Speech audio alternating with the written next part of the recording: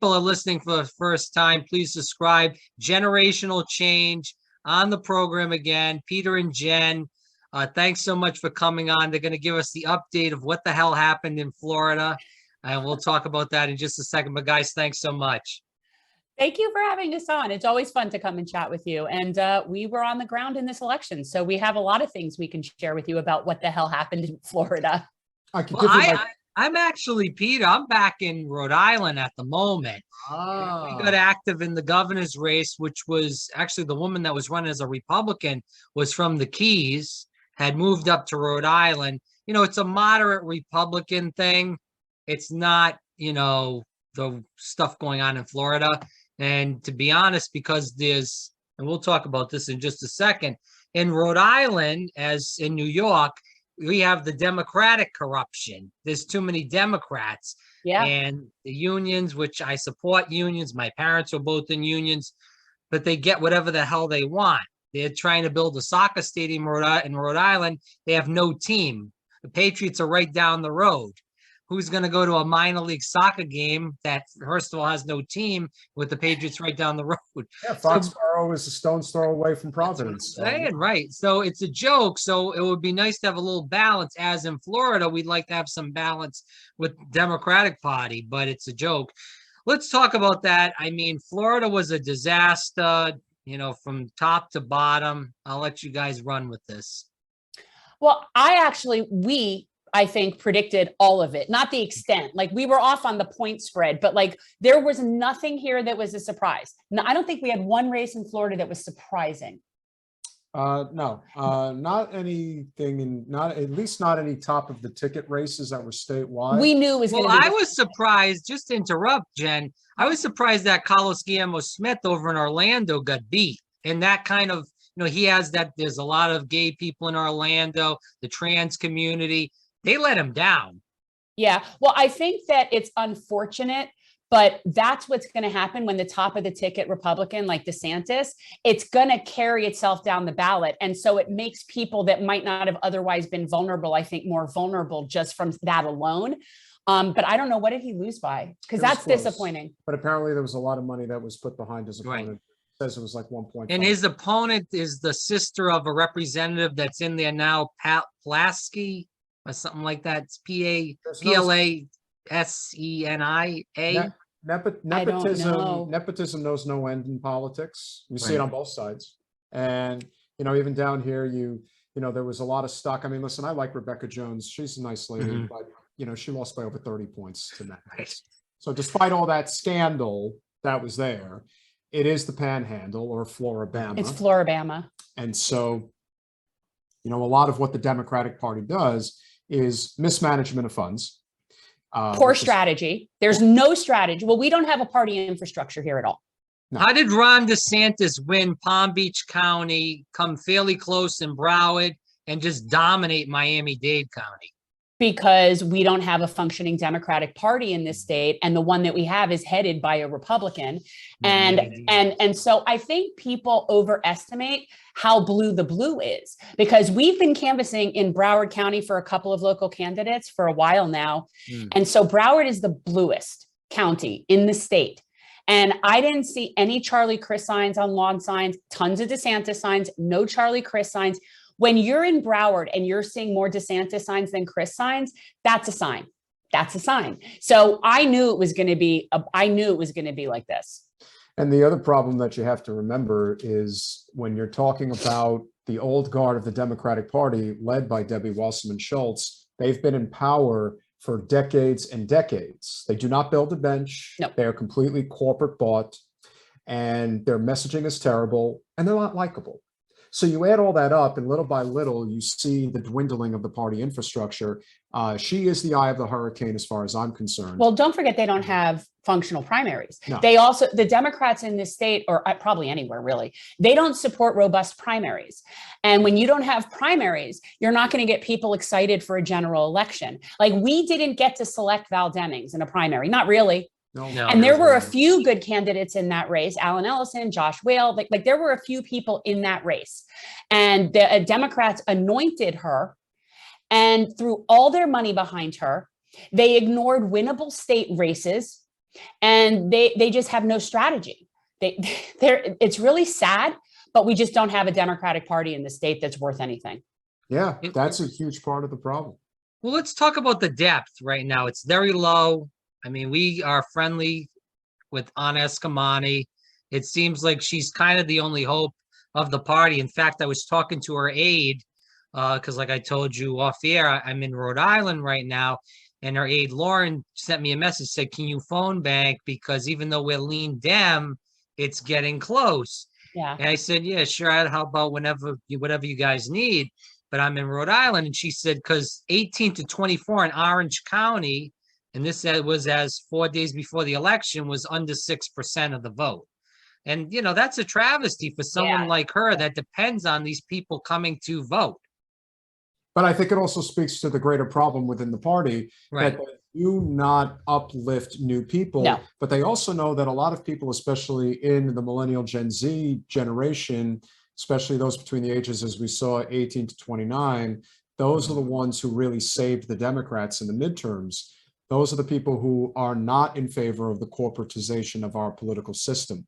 So because of that, they don't want to bring these people along. Why would they? There's so much corrupt money that's out there for the taking for those that want it. The Democratic Party in this state is notorious for it. The consultant class has made money hand over fist for a very long time. Debbie has basically had her hand in everything that goes on, including our state party chair, who is a, let's be honest, is a Republican. He's a Republican. Mayor of Miami, Manny Diaz.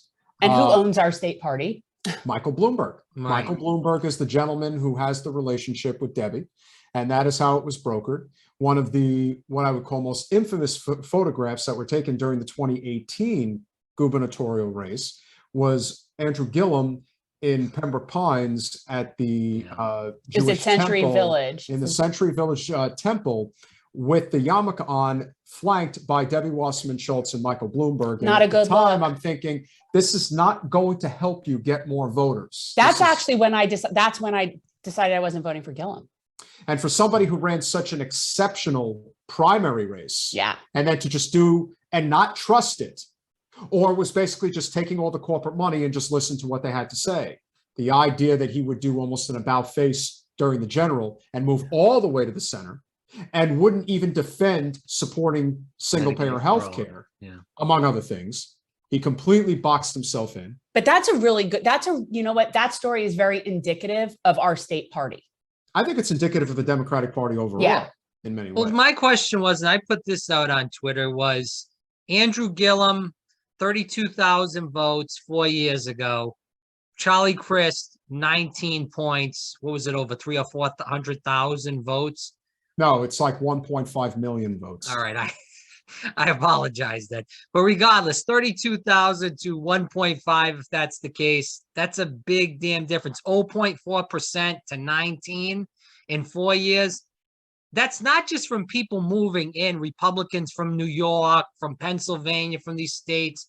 This is just a real bad strategy. And I want to ask you guys, because I've heard about this from people in Florida, that Donald Trump in 2016, this started with Hillary Clinton. In that election, when he ran, he really started pushing that socialism and really going after the Cubans. Then, you know, and they were doing that throughout 2020.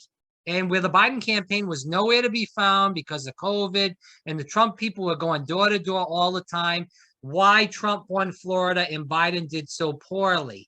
This kept going. Desantis and the Florida Republican Party was seeing these changes in the demographics and seeing what was working for the Trump campaign and what wasn't. And they are continuing on to make, Florida a complete red state with all this. And then, as you said, Manny Diaz, Bloomberg, the FDP is a total joke. Now, I was told that Manny Diaz was thinking about resigning. That was a Politico report on Twitter. I don't know if you guys saw that, but then Manny Diaz came out against that. Yeah, he said he's not going anywhere. What else is new? But even if he did, I have zero confidence that any person that would come in after him would really be any different. As long as they're being financed by who they're being financed by and they take money. Look, the two biggest donors other than Bloomberg is Walmart and Big Sugar. That's who donates to the Florida Democratic Party. So it's not like they're pro people and pro worker anyway. Yeah, and then you add in the element of Nikki Fried being the first person who has come out expressing interest in doing that. Now, while maybe that would be a shakeup that would have some positives, her campaign was flushed with consultants all over the place, including the Lincoln Project, among others. Yeah. So who's to say that there would really be that significant of a difference if you're going to employ the same strategy? Why all of a sudden the 180? I understand that she wants to be involved and have a power position, but at what cost? I mean, the party right now is it's not even on life support. It really is dead. Look, it only exists in how many counties out of how many counties? Well, if you're going just based on. Look at DeSantis won Osceola County. He won 62 of 67 counties. There has not been a landslide of this magnitude in the state since Jeb Bush won the governorship. So that just goes to show you how long it's been. And remember, Jeb Bush won the governorship when he was reelected, when his brother was president. So to say that there is a significant difference in the political climate and so much, I mean, DeSantis is very popular. There's a lot of people who like his policies, but you can't attribute all of that to just him without the Democrats playing a significant role in him getting there. The best example I like to give was when they had a net metering bill in Tallahassee. Yeah. It's not a good bill. In fact, it was a terrible bill because it's anti-solar, pro-oil. And of course, FP&L spent a boatload of money. They wrote it. And 3 GOP senators decided, no, we're not doing this. This is a bad bill. But there was a Democrat in Osceola County. His name was Victor Torres that voted for that bill. Yeah, Victor Torres likes to play himself off. 3 Democrats came out and voted for that bill. Yeah, you had the gentleman whose name is slipping me right now that ran for governor. They had to counter the Republicans. He ran for Congress against Maxwell Frost and he lost in the primary. I think it was Bracey. Yeah. Yes, Randolph Bracey. And then you had State Senator Bobby Powell. And so 3 of them decided to vote yes on the net metering bill. And that hands DeSantis a win. So DeSantis gets the bill and he vetoes it. So he looks like a hero. The Democrats look ridiculous. And the GOP just continues their march towards a red state, which is essentially where we are now. And while, again, DeSantis is, in our opinion, definitely going to run for president in 24. And yes, it will be against Trump in the primary. But at the same time, the Democrats have played a significant role in allowing him to get to this point. Well, they also, let's not forget the obvious. Charlie Crist is a horrible candidate. A horrible candidate. He was horrible in 14. He hasn't aged well. It's not like a fine wine, people. But it's not like the Democrats really had anything going for themselves. In many ways, you kind of become the sacrificial lamb. And one was willing to do that if they're willing to pay, drive them around the state. And maybe for some period, they might have believed that they had some viability. But no, the truth is the party really is at death's door. There is a lot of house cleaning that has to happen. Yeah. Because if not, here's the reality. Are the Democrats going to win back the state of Florida anytime soon? No. But if you just allow this state to go red, then that will basically allow the Republican Party to take a significant amount of financial infrastructure out of the state of Florida because they don't need it. And they could just put it in states that were on the fringe for a little while and now seem to be coming back into the fold, like Georgia, North Carolina, and Arizona. They're strategic. Republicans are extremely strategic. Well, who do you put up against Scott in 24? Pizzo, Escamani, who? I actually think Jason Pizzo could be a very good candidate, but the only problem for Pizzo is he doesn't have statewide name recognition. The only candidate right now who does would be Val Demings. But is Val going to change her strategy? Because she would have to. It was terrible. Her strategy was to get to the right of Marco Rubio on. Yeah, but can a black, and I hate this, I don't want this to sound racist, but we're being truthful to each other. Can a black woman really win in the state of Florida that's very red? Okay, but here's the thing. Who is she running against? There's a lot of variables. It's not whether or not she could win. It's not like there's not all things are equal. Rick Scott is very hated. He is also disliked by a lot of Republicans. Yeah. DeSantis and he don't get along. So people that like DeSantis don't like Rick Scott. He's very loathsome. Rob, I'm not going to buy that argument for this reason. Okay. Stacey Abrams lost by probably 8 to 9 points against Governor Kemp.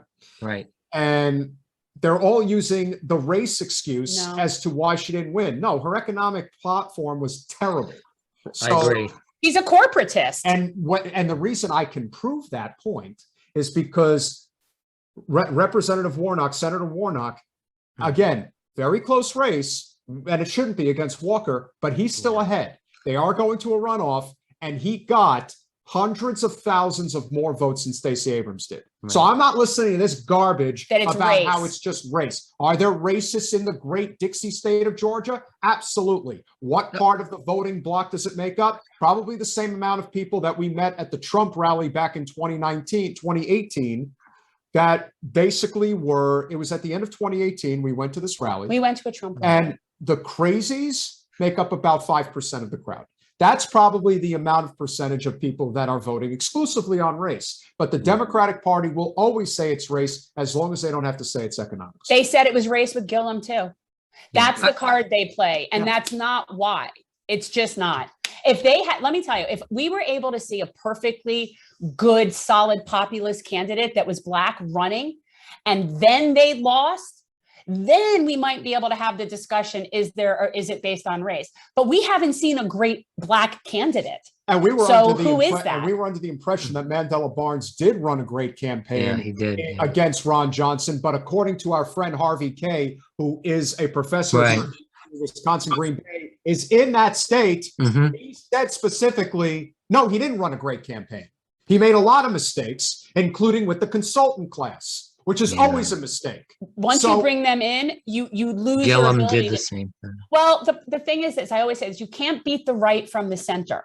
And every time that a campaign that has a chance of being a kind of a populist leftist, and I don't mean left politically, like actual left kind of movement, then you bring in the consultant class, it pulls you right back to the center because they don't care whether they win or lose. They just want to keep the campaigns going to feed at that trough forever. So their priorities are very different, which is why the consultant class needs to be outed, and people that are serious about changing things need to stop working with them because they're not on our team.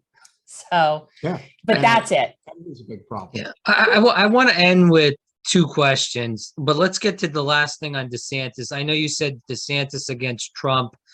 I would honestly rather have Trump back in the White House than DeSantis. I think DeSantis is scary. I don't know if you guys, I'm sure you did, but I don't know if you guys saw that commercial about God, the eighth day, God made a man. And I mean, that was very cultish to me. And, you know, Trump has his little cult. I'll agree with that. But I never seen any kind of commercial like that. And that was from the campaign of DeSantis, not from some schmuck online that was making up stuff. So, you know, that kind of scares me that somebody like him could get in there and do some serious damage, especially with the approval rating, winning by 19 points, the money on hand. I mean, this is a serious issue. In Florida, as you said, the Democratic Party is a joke, besides maybe a handful of people. You know, what's going to happen in Florida with this DeSantis-Trump, you know, back and forth? The biggest problem with the GOP is, as I have been saying for a long time, is they're in bed with the evangelical right. That's the problem. When you're in bed with people who do not live their lives based in reason, but rather based in fantasy. Yeah, religion's fantasy. Well, the people in charge actually have reason. People like Joel Osteen, they have very much reason. They're laughing all the way to the bank. It's the flock that's the problem. When you come from where we come from, when you're raised in a Catholic upbringing, there's a lot of things that you're exposed to that, you know, again, I lived across the street from St. Thomas More Church. You hear the bells ringing all the time. The idea is to basically scare you to death, to listen to these leaders and make you think that you have to vote this way or it's going to be really bad for you if you don't. It's part of the reason why the pastors are so dangerous. The separation of church and state, the line has been blurred in a horrifically bad way. Now, granted, I think it's very regional. I think that DeSantis was sending a signal out to the evangelical right that if you get behind me for president in states like Iowa, like states like Missouri, like states like Indiana, you're safe. But do you think, and I also think some of that is him trying to pull over some of the Trumpies. I agree. The evangelicals that have stayed in Trump's base, because, you know, his base is definitely rabid. I don't think it's very big. And I think DeSantis really could claim a lot of the people that support Trump would support him. But I don't find him that scary. I think a lot of it is just posturing and political stuff. But the other thing is, we've had Democrats and we're already in the Handmaid's Tale. So at this point, I'm really like, we need to maybe hit rock bottom, people. Like, I don't know what it will take, but the fact that we're sitting here and saying, yeah, I prefer Trump, we have lost our minds. Like, this is just it's, you know what I'm saying? Like, you're broken. Well, Jen, angels can dance on the head of a needle. Jen, I was told that Casey Desantis is running the whole operation for this, that she's the brains behind Ron. Is that true? Oh, yes.